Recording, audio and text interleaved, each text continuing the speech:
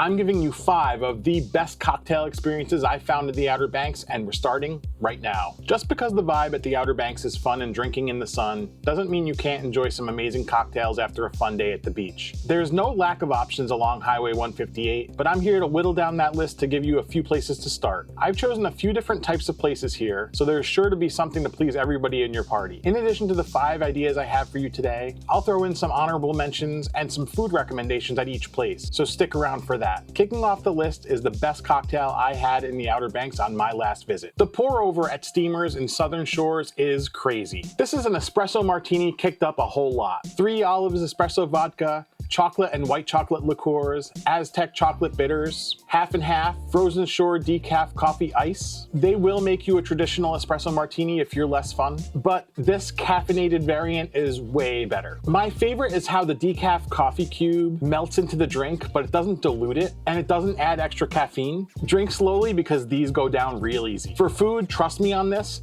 get the calamari app. Fried food just hits different in OBX, and the Louis Louis sauce, which is like a sweet chili mayo, is a great change up to the marinara sauce that we're all used to. 3 Tequilas is a place that we really like to visit while we're in the Outer Banks. And because of that, I actually have 2 drinks to share at this location. First up, the Tequila Sunrise. Casamigos Silver Tequila, orange juice, pineapple juice, and grenadine. You can probably tell from all the juices and premium tequila that this one is going to be an easy one to drink. That's a theme that runs throughout all of my drinks. When you're munching on this Americanized Mexican food, this is really the perfect type of drink to have. But don't underestimate the watermelon margarita. I knew I was taking a chance with this one because I don't really love these overly fruity drinks, but this one didn't disappoint. 1800 Reposado, Patron Citronage Orange, watermelon schnapps, fresh lime. Adding that watermelon schnapps with all the citrus and the tequila was really a perfect pairing, and I love that they serve this in like a fish bowl. As silly as it sounds, it works. The food at 3 Tequilas is really nothing outstanding, but tableside guac is one of those things where if you're out with your family, it's just a lot of fun. Just watching them put on a show and customize it to your liking, it's a different type of experience. They'll oblige whatever you want. If you want less heat or less herbs or more,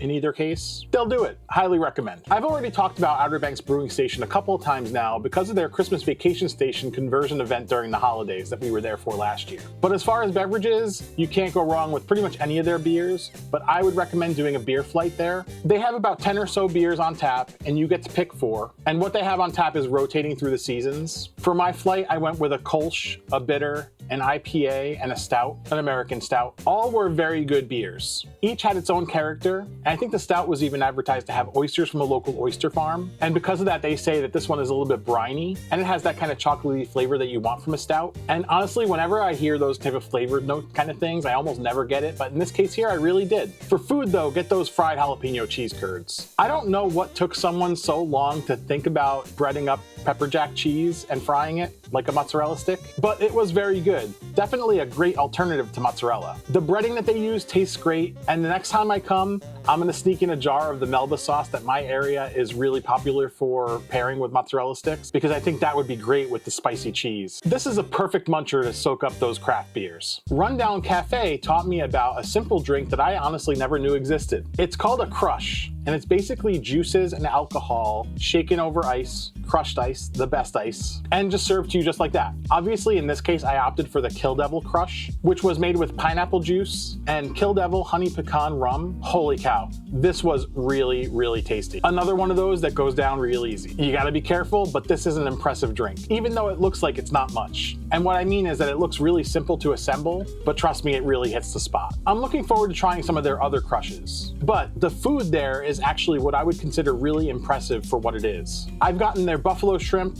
their regular fried shrimp, and the Hawaiian poke, which is kind of on the opposite end of like being healthy as far as the shrimp go, and none of the food there ever disappointed. I would highly recommend all of it. Hurricane Mo though is one of those that you're gonna have to plan ahead for in order to get the full experience as I'm about to explain it. They have happy hour, but you have to get there really early because it fills up very fast. But it's so worth cutting your beach day short. Let's talk about the drinks first. Everything is very good, but what I like to order is called the Devil's Painkiller. Definitely really catchy name. Locally distilled Kill Devil pecan rum, pina colada mix, pineapple juice, and orange juice. And it's served on the rocks and garnished with fresh nutmeg. As you drink it, you get the fragrance of the nutmeg right off of the top of that glass. And again, you see the theme here. I like my fruity drinks. This is like a pina colada really kicked up. And as far as the food goes, they have these happy hour specials. Now, I'm not going to tell you that the food is anything fancy or anything really outstanding, but what is outstanding is the prices. You get to check everything off a little card, and what they have is wings, peel and eat shrimp, and homemade tacos. When I say homemade, I mean like the tacos that you would make at home with the box from the grocery. One time I got this grilled chicken with mango salsa with rice and beans on the side, and it didn't look like much, but it was actually very tasty. On the lighter side of things that you can get at the Outer Banks. So yeah, one day during your trip, leave the beach a little bit early and hit up Hurricane Moe's because this is a good one. Now for some OBX honorable mentions before I get to the fanciest drink on this list. First up, Awful Arthur's, because it wouldn't be an OBX video for me if I didn't highlight Awful Arthur's. They actually have a beer that's branded after them called Awful Ale. It's really nothing outstanding, but definitely something I want to highlight. But what I really want to highlight here is called Awesome Arthur's. They say it's all the white liquors, so vodka, gin, rum, tequila, and triple sec, and then Awful's blend of juices, which is pineapple, orange, and grenadine. And then they top it with Cruzan Rum 137. This one hits really hard, so drink slow. And for this, get some kind of fried seafood platter there, and hush puppies, definitely hush puppies. McGrath's Burger Shack is a place where the food really isn't much to talk about, but the drinks were really, really good. This was another place that had those crushes. And here I ended up getting an orange mango crush, but I can't help but highlight the fact that they have an Irish trash can crush, and that has vodka, gin, rum, blue curacao, triple sec, peach schnapps, and Red Bull. That one really seems like it's dangerous. For food, I had this Irish car bomb burger, which was really heavy with a fried egg on it. Execution here was a little shaky as far as the food goes, but there's a lot of potential in this place, especially with the beverages. Non-alcoholic coffee beverage lovers, here's a short list of bonus coffee shops to check out at the Outer Banks. My favorite coffee shop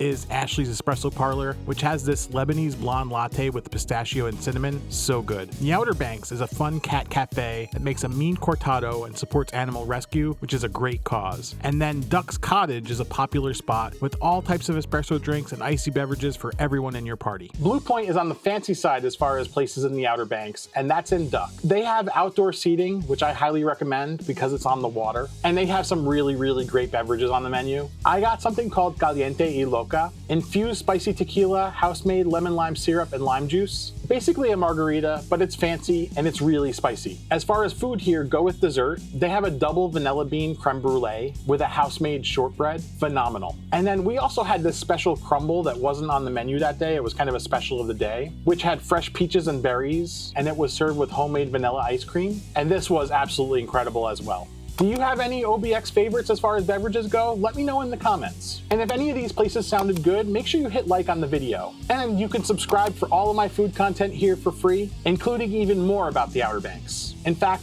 I recently put together a video of the top restaurants that I need to revisit on my next trip to the Outer Banks, and I really dove deep into the food. Click into the video on your screen right now to dive deeper into the Outer Banks food scene.